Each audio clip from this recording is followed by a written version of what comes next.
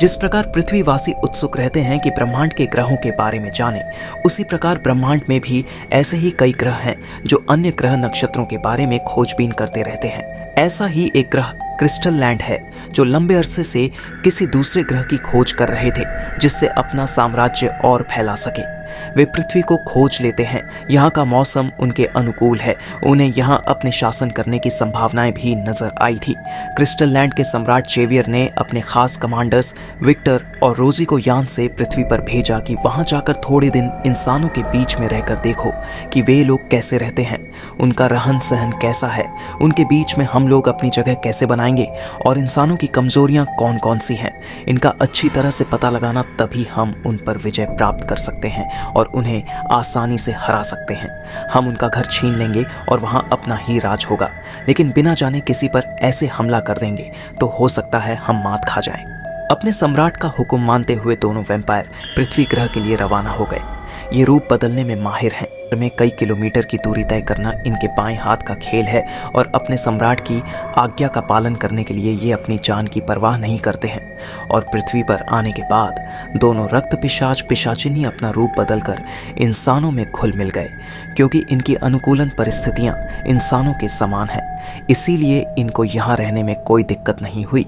उन्होंने एक बार इंसानी खून का स्वाद छक लिया। इससे इन्हें स्फूर्ति महसूस हुई। तो उन्हें एक नई बात पता चली कि अगर इंसानी खून पी लिया जाए तो हमारी ताकत बढ़ सकती है और इंसान हार सकता है, क्योंकि इंसान खून नहीं पीते हैं। ये इनकी कमजोरी है। रक्त पिशाच विक्टर ने शहर के अंदर कहर बरपा दिया। सुनसान सड़क पर लोगों को एक आदमी हाथ देता हुआ दिखाई देता। जैसे ही सवारी रोकी जाती, वह बस पर सवार हो जाता और आधी दूरी तय करने के बाद ही वह किसी न किसी सवारी को अपनी गिरफ्त में ले लेता। उसके बाद जो रूप उसका होता, उसे देखकर सभी लोग बेहोश हो जाते। उसके लंबे लंबे दांत, लंबे नाखून और डरावनी भयानक शक्ल दिल दहला देने के लिए काफ़ी होती थी। वह अपने शिकार की गर्दन पर अपने दांत गड़ा देता। उसके शरीर का पूरा खून चूस कर ही उसको छोड़ता। पूरा शहर खौफ की गिरफ्त में आ चुका था। शहर के बिजनेसमैन राज सक्सेना की बर्थडे पार्टी थी।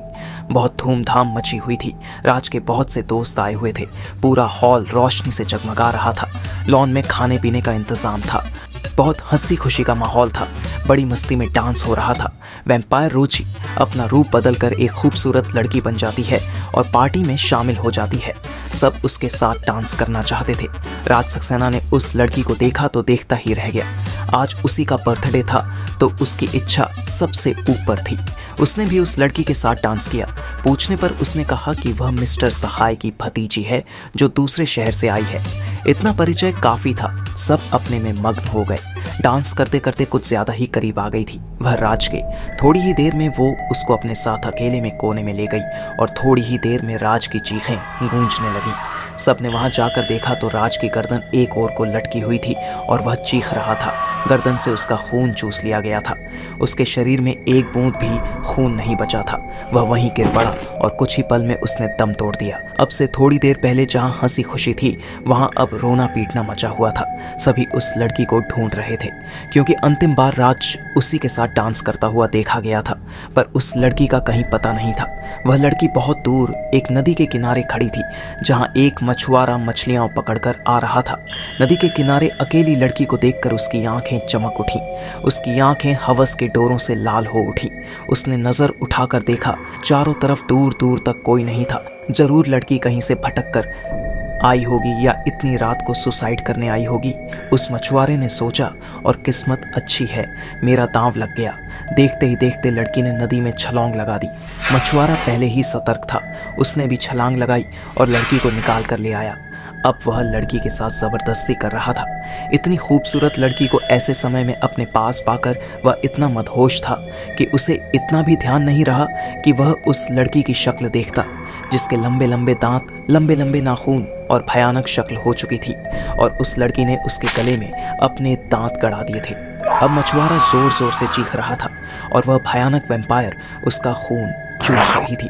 थोड़ी ही देर में वहां मछुआरे की लाश पड़ी थी और वह वैम्पायर वहां से उड़ चुकी थी। उस लड़की की दो तरह की एक सी घटनाएं थीं। हत्या का एक सा ही तरीका था।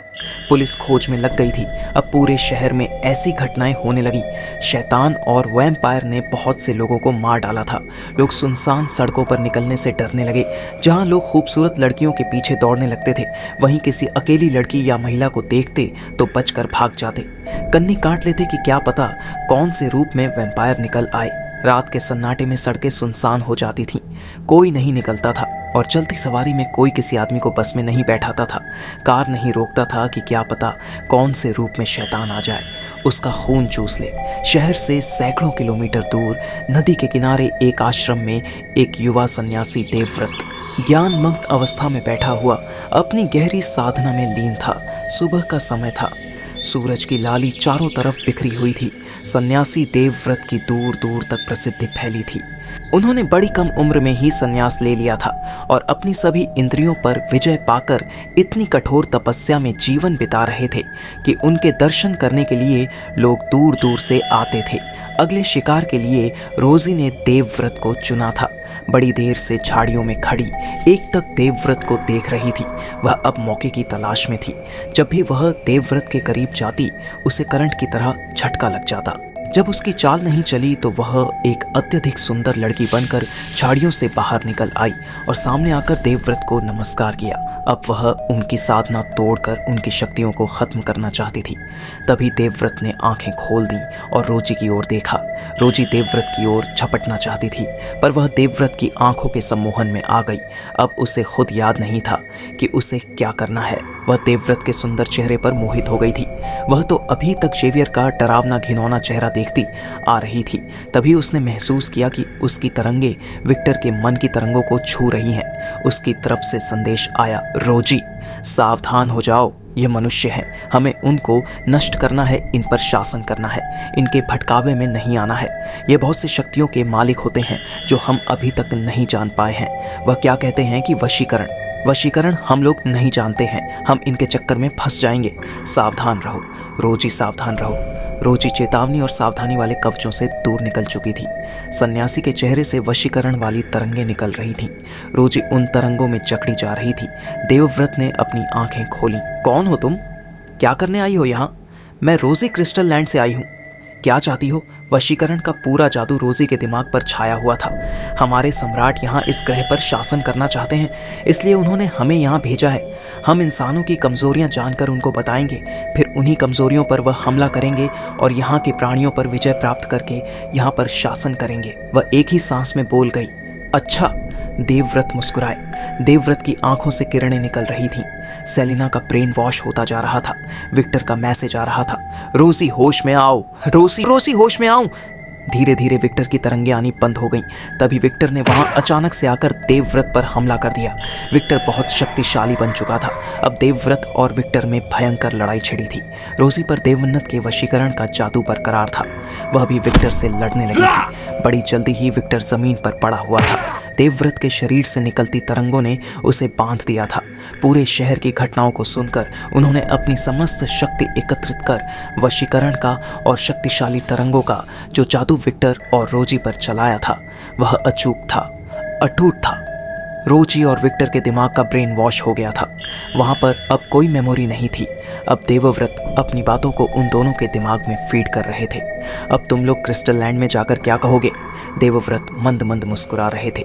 यान वापस जा रहा था। रोजी का ब्रेन वॉश हो चुका था। उसका दिमाग खाली था। उसके दिमाग में वही तरंगे भरी थीं जो देवव्रत की थी। रोजी अब वहां से जाना नहीं चाह रही थी।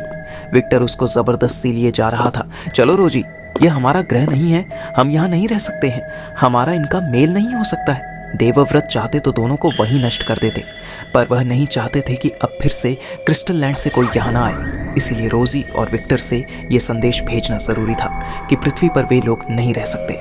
लेकिन मैं यहीं रहना चाहती हूँ, रोजी ने रोते हुए कहा। पर तुम्हें जाना होगा रोजी। विक्टर उसे खींचता हुआ यान की ओर ले गया। भारी मन से रोजी पीछे घूमती हुई देखती जा रही थी। फिर वह अपने यान पर चढ़ी। यान ऊपर उठा और थोड़ी देर में आंखों से ओझल हो गया।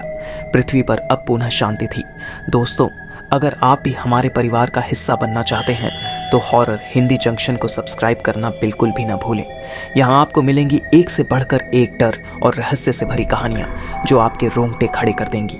तो तैयार हो जाइए, क्योंकि हर कहानी में छुपा है एक नया खौफ और रोमांच। हमारे साथ जुड़े और डर का नया एहसास करें।